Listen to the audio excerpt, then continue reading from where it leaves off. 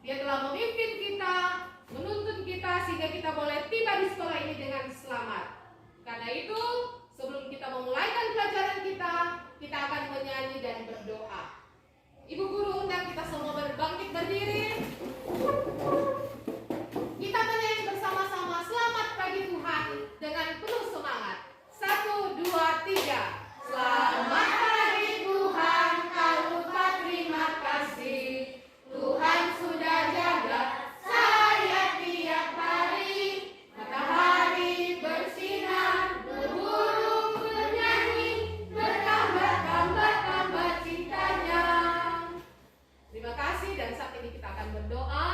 Silakan salah seorang siswa yang sudah ditunjuk untuk membawakan doa. Mika.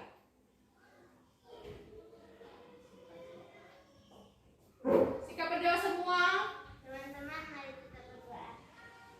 Ya Tuhan, terima kasih karena Engkau telah melimpahkan kami di sekolah dengan selamat. Saat ini kami akan belajar, kiranya Tuhan berkati kami juga guru kami, agar kami boleh belajar dengan baik. Ini doa kami, amin. Amin. Terima kasih Mika. Silakan duduk semua. Nah, anak-anak diberkati Tuhan. Ada yang tidak hadir hari ini? Ada. Siapa? Aldo dan Aldi. Oh, bagaimana kabar mereka? Ada yang tahu? Sakit. Oke. Jadi hari ini yang tidak masuk adalah Aldo dan Aldi. Oke.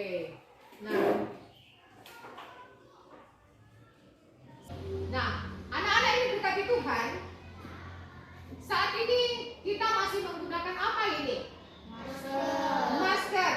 Berarti kita masih mengikuti protokol kesehatan. Oke. Nah, untuk memutuskan mata rantai penyebaran COVID-19, maka ada 5 cara atau 5M yang harus kita perhatikan. Yaitu apa? Yang pertama, Mencuci tangan. yang kedua, Menjaga jarak. yang ketiga, Menyalakan. yang keempat, Menjauhi teman. yang kelima. Mengurangi penularan. Oke, nah karena itu sampai sekarang ini kita masih dalam protokol kesehatan. Oke?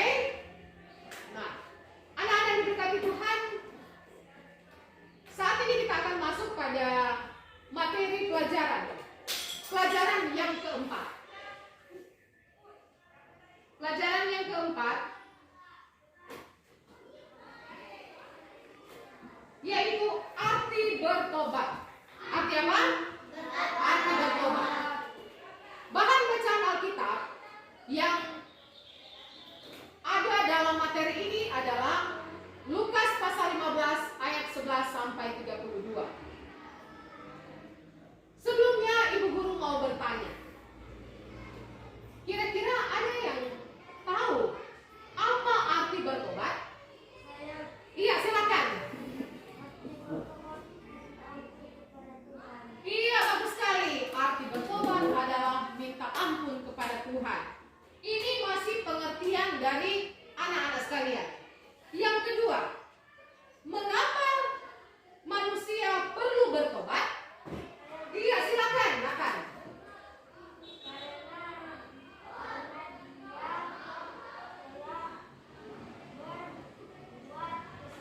Iya, bagus sekali, tepuk tangan semua. Mengapa manusia perlu bertobat? Karena manusia telah berbuat kesalahan. Bagus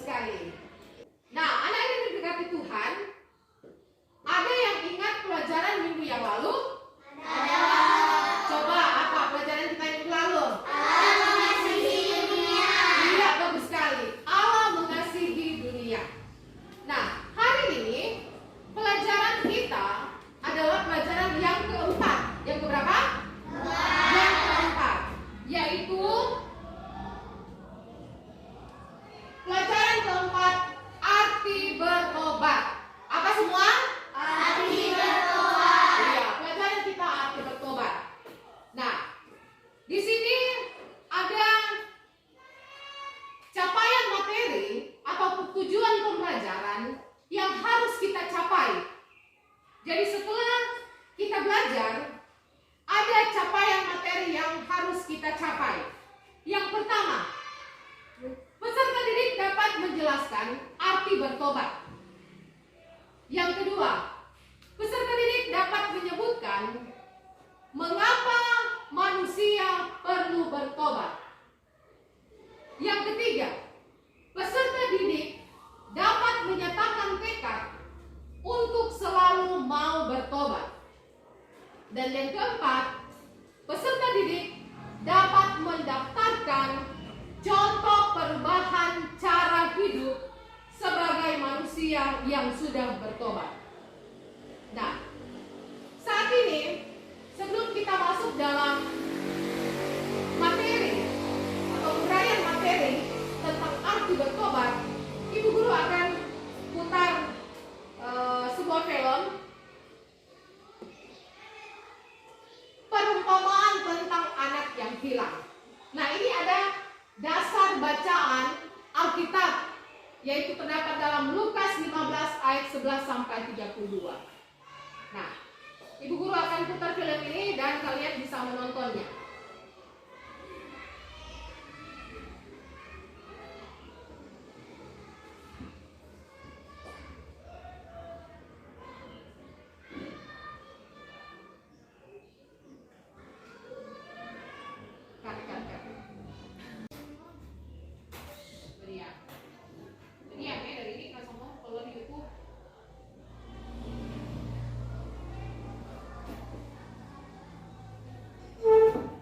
Ada seorang mempunyai 2 anak laki-laki. Kata yang bungsu kepada ayahnya, "Bapak, berikanlah kepadaku bagian harta milik kita yang menjadi hakku."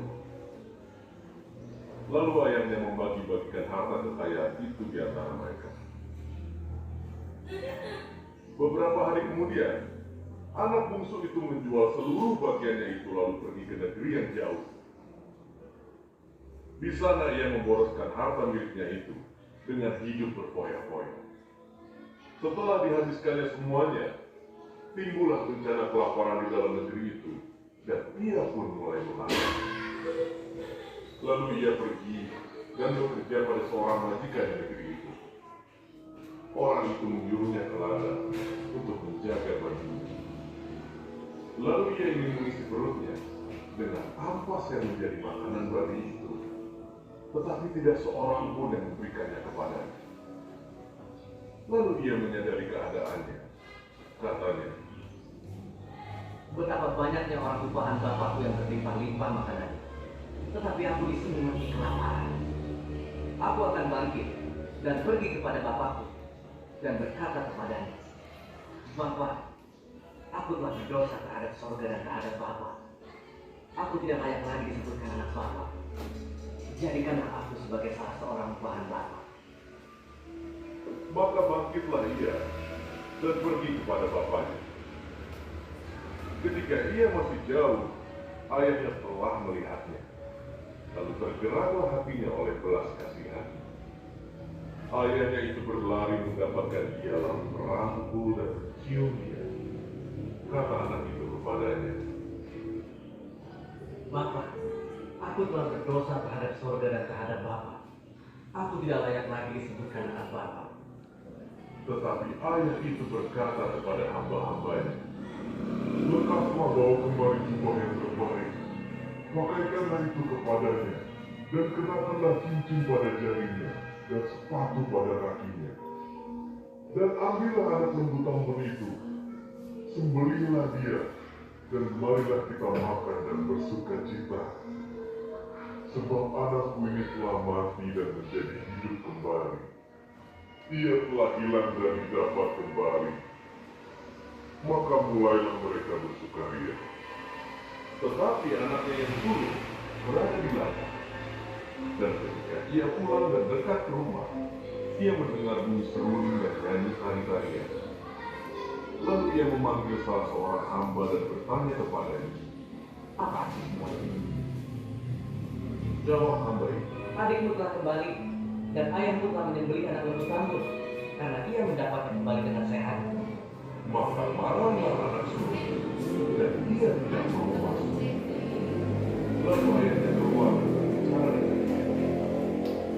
Tetapi ia menjawab ayahnya, katanya, Telah bertahun-tahun aku melayani Bapa, dan belum pernah aku melanggar perintah Bapa. Tetapi kepadaku, belum pernah Bapa memberikan seekor anak kambing untuk bersukacita dengan sahabat-sahabatku. Tetapi baru saja datang anak Bapa yang telah memboroskan harta kekayaan Bapa bersama-sama dengan pelacur-pelacur. Maka Bapa menyembelih anak lembu-lembu itu untuk dia. kata ayahnya kepadanya, anakku, engkau selalu bersama-sama dengan aku, dan segala kepunyaanku adalah kepunyaanmu. Kita patut bersukacita dan bergembira, karena adikmu telah mati dan menjadi hidup kembali. Ia telah hilang dan dapat kembali. Nah, bagaimana videonya? Bagus? Bagus. Oke, terima kasih.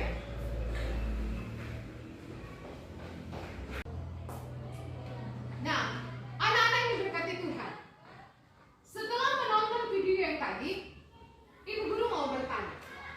Yang pertama, mengapa anak yang hilang itu takut pulang ke rumah ayahnya? Ada yang bisa jawab? Iya, silakan Caca. Karena manusia itu berdosa.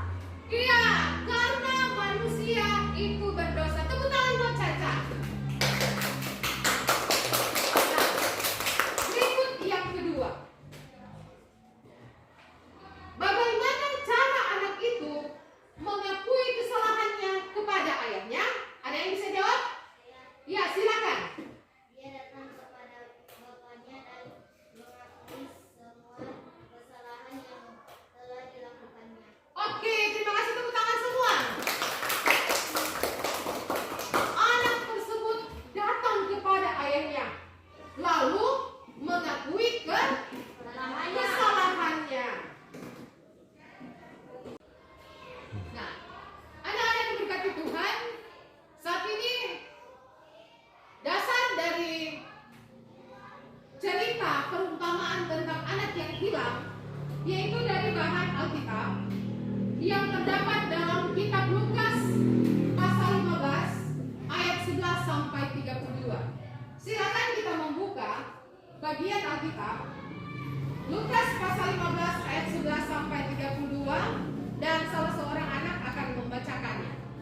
Silakan Mika. Yesus perumpamaan tentang anak yang hilang. Yesus berkata lagi, ada seorang mempunyai 2 anak laki-laki.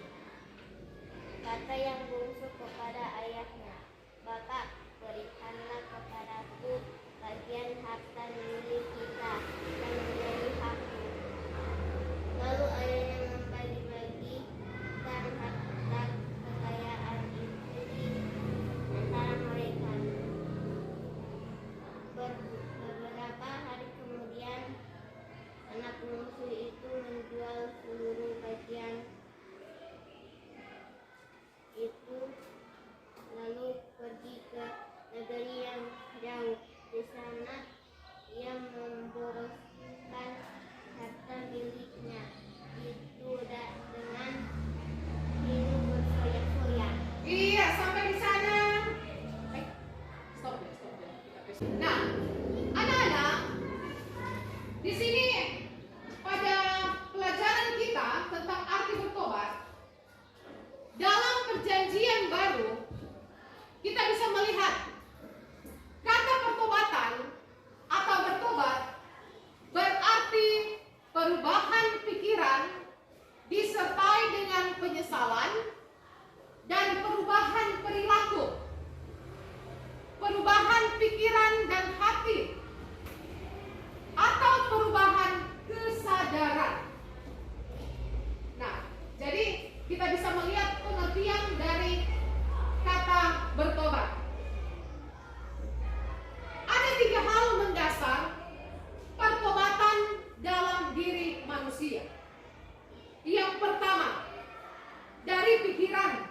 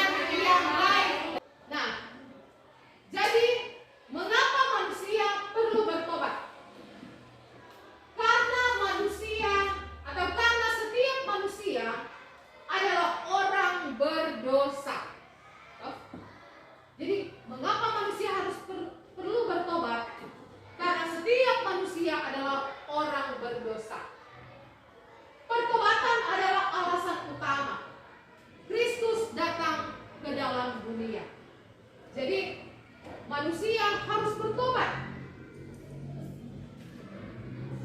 Berikutnya, dalam kitab Lukas 19 ayat yang ke-10, kita baca bersama-sama. Sebab Anak Manusia datang untuk mencari dan menyelamatkan yang hilang. Nah, jadi sebab Anak Manusia datang untuk mencari dan menyelamatkan yang hilang. Berikutnya, Tuhan menunggu setiap manusia agar datang berbalik, datang kepadanya. Atau Tuhan menunggu setiap manusia agar berbalik, datang kepadanya. Dia ingin agar kita anak-anak Tuhan, ketika kita telah berbuat kesalahan, maka kita datang mengakui kesalahan kepada Tuhan. Ketika kita melakukan kesalahan kepada orang tua, kita juga datang minta maaf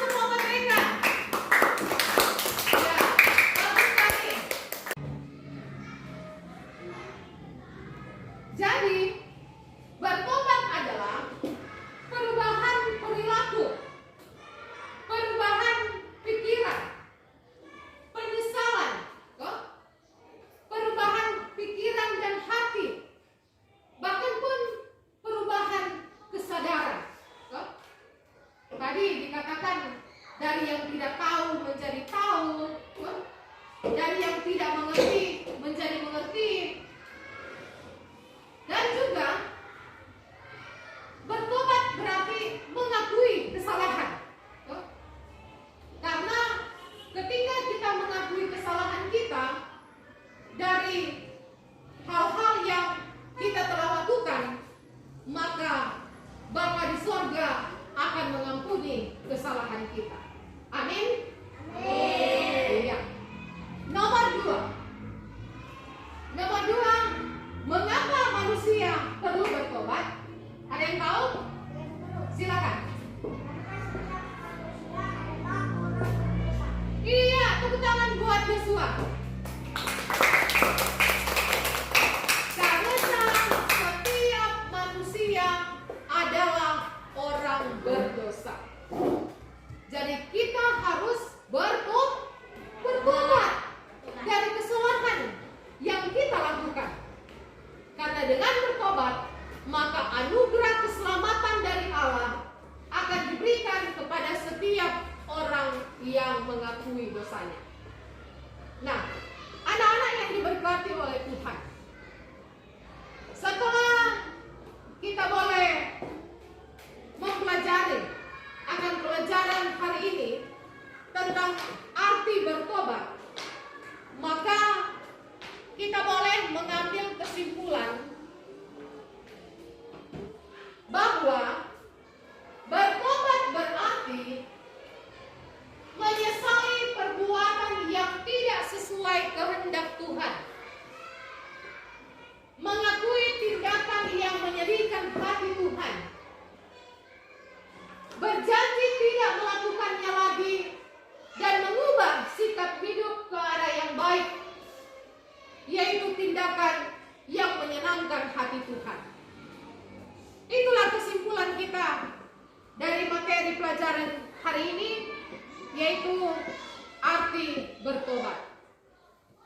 Nah, anak-anak yang diberkati Tuhan, setelah kita belajar bersama-sama pelajaran yang keempat ini, arti bertobat, maka sebagai refleksi kita terhadap pelajaran ini, bahwa ketika kita melakukan kesalahan, maka kita harus menyadari dan mengakui kesalahan tersebut, serta meminta apa? Maaf, meminta pengampunan dari Tuhan Allah. Sehingga ketika kita mengakui kesalahan, meminta maaf, meminta ampun akan kesalahan dan dosa kita kepada Tuhan, maka berkat-berkat Tuhan Allah akan selalu mengalir dalam kehidupan kita. Oke, terima kasih untuk anak-anak yang saat ini sudah belajar, dan